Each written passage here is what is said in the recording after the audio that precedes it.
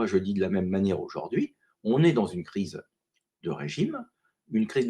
qui peut se solder, dans le meilleur des cas pour le régime, par la démission de Macron et un président qui ensuite sera élu et gouvernera en s'appuyant sur le peuple avec des référendums comme finalement De Gaulle avait conçu la façon de sortir des crises, d'accord? Et si ça ne se produit pas, et si par exemple Macron s'accroche au pouvoir et ne veut pas démissionner, en allant chercher de l'aide à l'étranger, eh bien, il y aura des troubles sociaux très graves en France, ça va être les gilets jaunes puissance 10, et ça peut entraîner l'Union européenne vers le bas. Ce qui, d'une certaine manière, pour un gars comme moi qui finalement critique l'Union européenne depuis 40 ans, hein, ça fait 40 ans que j'écris des articles dans la presse pour expliquer pourquoi ça ne fonctionne pas ou que ça fonctionne mal et pourquoi ça risque un jour